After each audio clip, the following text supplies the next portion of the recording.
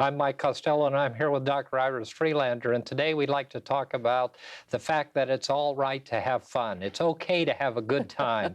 And so often on this program, we talk about the fact that we live in our minds and not in the world, and it's amazing how much a good time and fun can do for our way of feeling, isn't it? Yes, indeed. It helps our morale, and it makes us more fun to be with, and we're more accepting of life and more accepting of the exigencies, the problems of life, if we just remember to enjoy life. And sometimes we have to pull ourselves up short and remind ourselves, because we're more inclined to because it's such a tense time, there's so much change going on, and with all the problems in the world, we think that we have to be responsible for them, but we don't. We just need to relax and enjoy, don't we?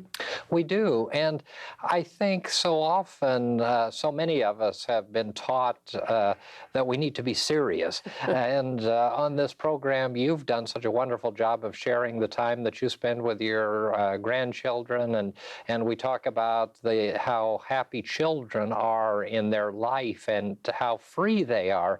And yet, as we talk to adults in counseling and in discussions, it's amazing when we ask people, what do you do for fun?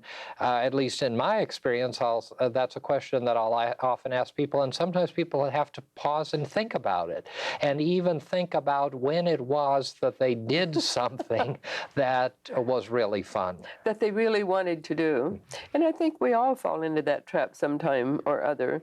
I can remember going through a tense time with my family, and my son Greg, who then was like 12 years old, used to, when he would meet me going in throughout the house, he would say, "Smile, Mother." And that was a very good reminder for me, and it made me realize that when I was tense and hurried and not pleasant looking, then it affected the lives of my children. And I was grateful that he had the courage to remind me. And we need to remind each other. And we need to, when people not only come to us for counseling, but with our friends, we need to remind them.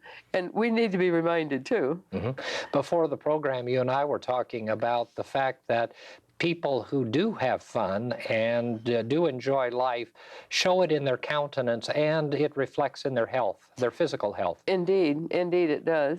And so I don't think that every time someone gets sick that something is going on in their lives, but it certainly makes us more susceptible to the germs that are going around if we're depressed or if we're down in our moods, because the endorphin level in our body.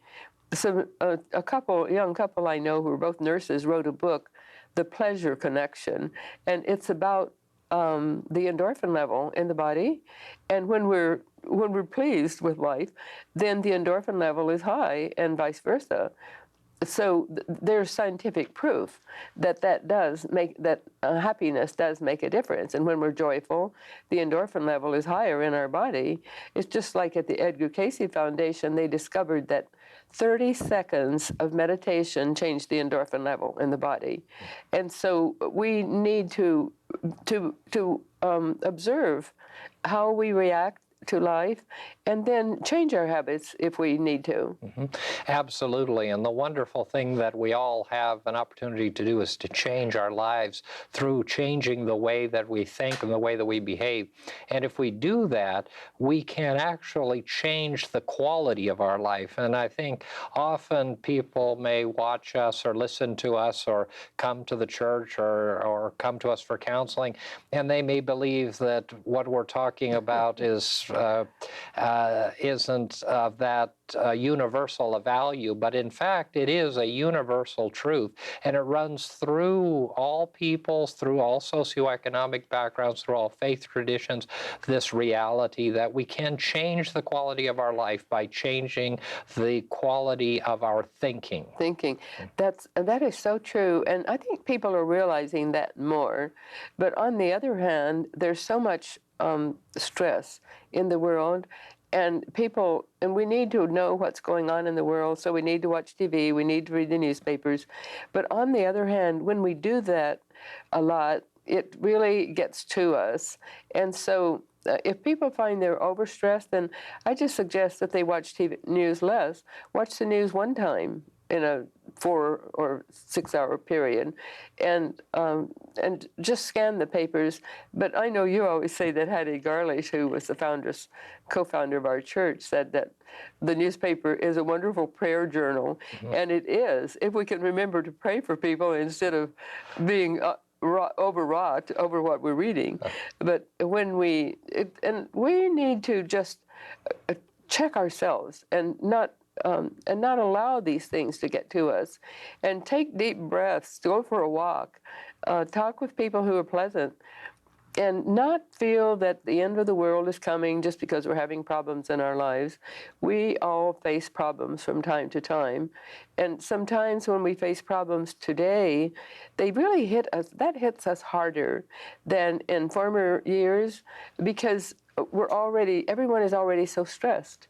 Don't you think that's true? I think it is, and I think we're so intent on life, and there's so many demands upon us. And of course, you touched on the newspaper and television, radio, email, all of the things, computers, all of the kinds of sources of information that we have. And you mentioned Hattie, who was the co-founders of our fellowship, and Hattie used to always remind us as well that the comic strips are there too. And so as we read the newspaper, it's important, if we get down or if we see things in a negative way and we begin to see ourselves becoming somewhat depressed or bothered by circumstances or situations, we should really allow that to be a red flag, if you will, for us, that we need to have some fun. We need to take some time out. We need to laugh. We need to be around people whom we want to, whom we enjoy, or we need to just, as you said, take a deep breath and step back from the circumstance and situation. And it's perfectly all right. And I think in our busy lives, we always want to keep the appointments. We always want to do for our families and do for our employers and meet the obligations that we have. But one of the obligations that we have to ourselves as healthy persons is to have some fun. And enjoy our homes, enjoy our patios or our recreation areas. If we're in a condominium or something, whatever we have available to us, enjoy that, enjoy the outdoors, and just feel the lovely aspect of nature all around us. And that lifts our spirits a lot and gives us a different perspective. And also just going for a walk in a nice setting will change our perspective.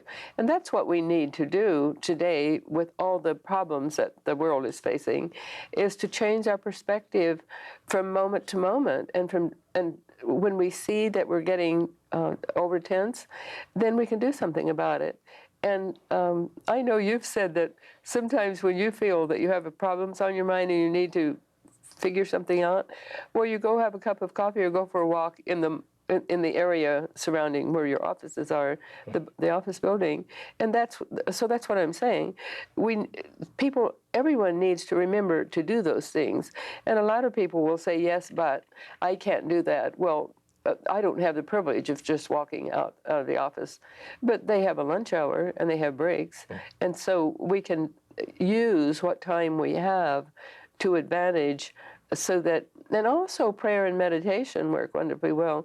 Years ago, 45 years ago, I worked in a department store, and I used to take my lunch and go up on the roof and meditate and have my lunch and meditate on the roof. And one of the girls asked me, "What do you do up there on that roof?" And I said, "Well, I have my lunch and meditate." And I said, "You'd be welcome to join me."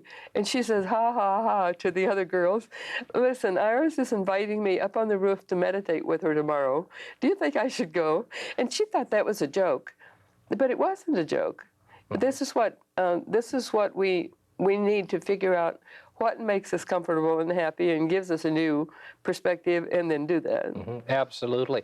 This past weekend you spoke at the church, and I appreciate that. And I was away doing a seminar, and just down the coast a little ways. And one of the wonderful things was that the seminar happened to be at a hotel. And I was talking to some people. We were standing at a window in the hotel meeting room looking out onto the beach. And it just occurred to me, here we are, here I am at the beach. We live at the beach. We live in this wonderful environment. And how seldom we take advantage of that simple beauty and joy of having some fun to look at the beach or look at the ocean, or just as you said, go to the rooftop. There are just a myriad of ways in which we can connect with having fun, and also fun doesn't always have to do with laughter, although laughter is certainly indicative of it. But you and I have a lot of fun just dealing with other people. We have a lot of fun in our meditation times, and I think meditation and prayer can be fun if we allow it to be, just like exercise can be fun. And so often we think of these things in terms of the drudgery that they are. And if that's the case, if our viewers' prayer life is drudgery or obligation, then I submit that perhaps they ought to reassess their prayer time and their meditation. If going to church isn't fun, then I think if we do it out of obligation, and there are certainly obligations that we have in life, we want to meet those, but I think our spiritual life can be fun and can be happy and can be joy-filled. Yes, indeed. And when sometimes we need to just regroup. And so if we take, like if we go to the rooftop to meditate, if we take time apart from the group that you're with to just look at the ocean and be refreshed, whatever we do, then we're more joyful with the people with whom we spend time after that, because we need to define what relaxes us and makes us be able to be joyful when we're with others. And so so each person might have something just a little bit different. It wouldn't be a set of rules for any group of people, because it would depend on the work schedule and the family situation. And when there's small children in the house, I know from years past that you don't have a moment to yourself. But we need to find a moment for ourselves. And so whatever our circumstance, whatever our work situation, then we need to study and review and see what we can do. And it's, I think, very important for us to realize and understand that what works for others may not work for us. Exactly. And so often I find that people want to apply what works for Mike or for Iris or for John or for Mary or for any of our role models. And of course, again, role models are great and wonderful for us. But the fact is that if it works for someone else, it may not work for us. What's fun for someone else, what's fun and joyful for each of us is a personal matter. Exactly. Like, I wouldn't like to ride a motorcycle, but that really relaxes some people and so forth. And so we just need to know ourselves. And who was it? Some great thinker of aeons past said, "Know thyself, and thou knowest all." And that's very true. We have to define to ourselves what makes us happy, what makes us joyful, and what relaxes us enough so that we are able to be joyful when we're with others. It would make me very joy-filled and happy, and it would be funny to see you riding a motorcycle, Iris. So we'd like to pause at this point in the program and offer you the opportunity to receive some information. We would like to offer you the opportunity to receive one of these free booklets to further your understanding of the New Thought message of confident living. Each month we will feature a different booklet, which will be mailed to you free and postage paid. Simply address your request to Confident Living at P.O. Box 7726, Long Beach, California, 90807.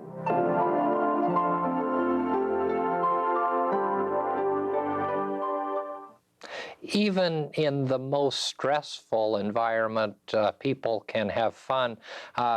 In the last part of the program, I'd like us to just touch on some of the challenges. Of course, we all face challenges and difficulties, but one of the things that's used in healthcare today is laugh therapy.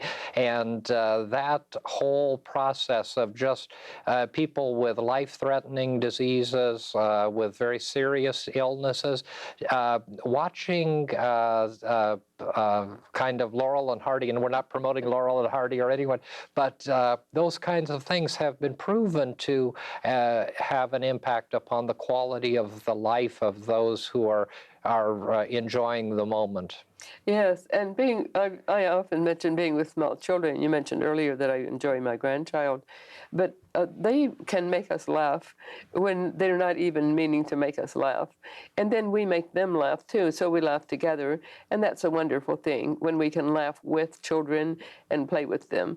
And just today I was in a store where there was a little girl that her mother was, and she was 10 months old. I asked her mother, and so she was like, being very, if she were a boy, flirtatious, you know. And so she was just peeking around her mother and then smiling at me and doing things with her face and then jerking back. And that was so joyful. And she was being joyful. And I was glad that I had the grace to greet her with my eyes and smile, because she enjoyed that so much. And so we can look around us and see where we can find greater joy in our lives and something that makes us laugh and smile. And again, we have to know ourselves and know what does make us feel happy and grateful. Absolutely. For me, fun is a good book and a cup of coffee.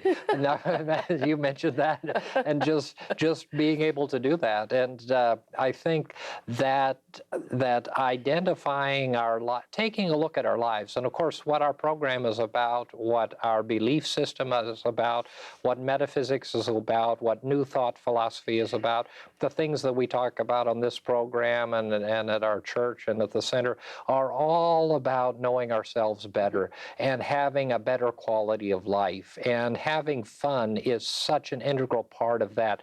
It's part of the mind, body, spirit integration, and we need to have fun on all those levels. Yes, and we have greater fun in our life and greater joy if we don't try to program other people. If it concerns us in our work or in our responsibilities, then perhaps we need to do that. If that's our responsibility, then we do. But so many people go through life, and I'm sure I've been guilty, of complaining because people don't do this or don't do that. And very often it doesn't matter one bit how people do things that others complain about. So we need to just mind our own business. We need to just let things flow. We need to not try and over-program. And then we have more joy in our lives, because everyone gets tense if they're trying to get someone else to do something that the other person is not doing. And so we need to see, are we doing a lot of that in our lives? And I know I've seen people be very worried about things that they don't even need to be worried about. Mm-hmm. And so we can check ourselves and see where we're falling short. Another thing, a very good habit to have, is retrospection in the evening. So we can look with retrospection through our day and see what we've done that we wish we hadn't done, or what we ought to have done and ought not to have done in our own minds. And not what other people ought to have done or ought not to have done, but what we. And then we get a clue from that. And I think it sets the pace for our days if we do that, to meditate first thing in the morning and grow more calm, and then have the retrospection in the evening. And then we release the cares and problems of the day. Mm-hmm. And you touched upon something that's really very important, and that's letting go of judgment, uh-huh. and letting go of the planning, and letting go of the expectations. And I'm just thinking about how many holidays and how many special days and how many wonderful opportunities we miss that could be so much fun if we just would give up judgment about how they should be, and just let them be the way they are, and let others be the way they are. And that time of introspection and looking at our day and our behavior and our action and our reaction to circumstances and situations allows us to forgive ourselves and let go of the judgment of ourselves, so that we judge less and we plan less, and then life becomes more spontaneous, and we're able to welcome the fun and the joy into life. And the fun and the joy, part of it is in the not knowing, and part of it is in the newness, and part of it is in the allowing that ebb and flow of life to just be a part of our lives and celebrate it. And celebration is something that brings great joy. Yes, indeed. And to not, and you touched on, to not expect other people to do whatever we think is necessary or that they should be doing, but just let life flow and let other people flow. And if people don't meet our expectations, well, so what? So what? Just go on. But we can all just change our lives for the better and be more joyful. Someone said people are just about as happy as they make up their minds to be. Well, let's make up our minds that we're going to be joyful throughout the day. And you know what? It shows our faith in God more fully if we are joyful and happy, and if we don't get upset about small things, because then it's like we're saying, well, I know that everything is going to be all right, and not a Pollyanna all right, but a normal flowing all right. It becomes a habit, and when it becomes a habit, then fun and joy can become a habit, and it can become contagious. Before time gets away from us, I want to touch on one thing, and that is that there have been a number of studies that have been done over the last few years, from both from a psychological standpoint and from the sociological circles, that have told us and have proven that we are more desirable when we are happy and fun-filled than when we are depressed and judgmental and negative. And it really comes back again to the aspect of positive thinking and positive living and the practical aspects of life, doesn't it? Yes, it does. And recently I've been giving a lot of thought to love and light because it's close to Easter, and we've been having our meditation, spiritual development meetings, and we create light when we are happy, and we create darkness when we're not. So we are co-creators with Creator God, and we help to create the situation that helps our civilization rise in consciousness. And that seems like a large order for everyone, but it's something that we need to give thought to, because it's our responsibility to send out love and light into the world. And we're not going to do it if we're not joyful. And the more joy and energy we put into that, the more it works. And the consciousness of humanity has gone, it's like skyrocketed compared to what it was like. It's rising exponentially, and people are becoming more aware of what's going on in the world and speaking out.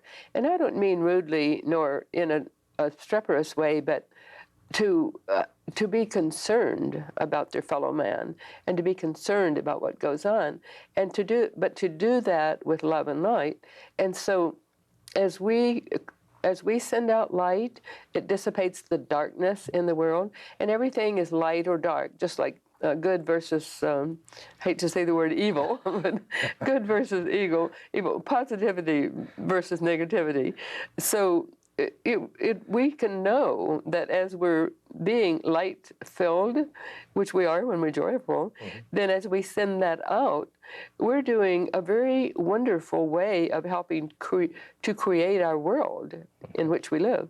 And we do. We create our world. We create our world. We believe so often that circumstance or situation, or that our job or our relationship or our family or the community creates our world, but we create our world, don't we? Indeed. It started being said, I think, in the 40s or 50s, we create our own reality. And people will say, well, I create my own reality. Well, fine. But what reality are we creating? It's like we're discussing today, the being joyful versus being doleful. being light-filled versus being sending darkness. So our reality needs to be that as we go through life, we are happy. If we're happy, we make the people around us happy. And we can't fake it, can we? No. That's the key. I think if we try to do that, it becomes transparent to those around us, and it becomes counterproductive. Although faking it is probably better than acting out the negativity in our lives. But if it can become a part of us, if it can become something that is lived out from the deepest part of our emotion and our being, if our faith and our life and our belief systems can be fun-filled and light-filled and joy-filled, what a wonderful world this can be. And those around us are touched by it in such a magnificent and wonderful way. Exactly. And when you were saying that we can't fake it, indeed we can't, because everything is, as we say here so often, vibration and energy. And so if we don't put energy into that, then we're not being joyful, and we're not sending out that energy. But if we are happy and therefore gracious and thoughtful and kind, then we are sending out a positive energy. And it makes all the difference in the world, because we are helping to create a world that's light-filled. Mm-hmm. And as we do that, we fill the world with light, but we fill ourselves with light. And that takes us back to just the beginning of this program when we were talking about the fact that we can see that in the countenance of people who are happy. Mm-hmm. People who are happy are joy-filled and are people who know how to have fun, aren't they? Yes, and then people look beautiful when they're happy and they're light-filled.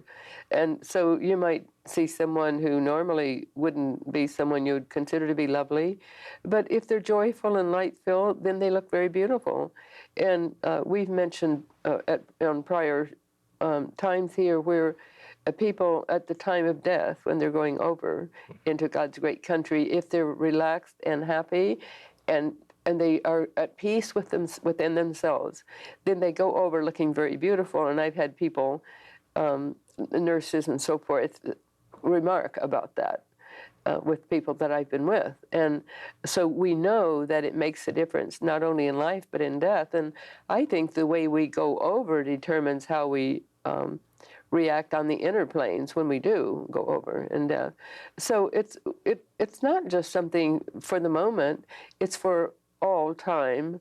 And it will have made a big difference in our lives at the end of our lives if we've been happy and carefree, as opposed to being doleful and sad. Mm-hmm. It touches every fiber of our being. Yeah. It becomes a habit, and it shows in every aspect, and it prepares us for that ultimate transition, that ultimate change in life, when we can be joy-filled and happy and have fun in the stepping forth, even from this life into the next. Yes, and that might seem strange to some, but it's a part of life. It's part of the pattern.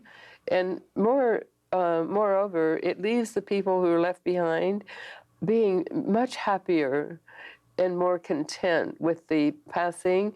Even though they're very sad to see that loved one go, they're very uplifted if they've gone happily like that. And just as it makes people happy, just like I said, my son said to me over a period of time, smile. And so when we sometimes need reminders, but most of all, we need to remind ourselves. And it's a way of life, isn't it? Absolutely. It's a way of life, it's a way of thinking, and it's a way of being. And so we hope that you are joy-filled and happy, and that you have a great deal of fun.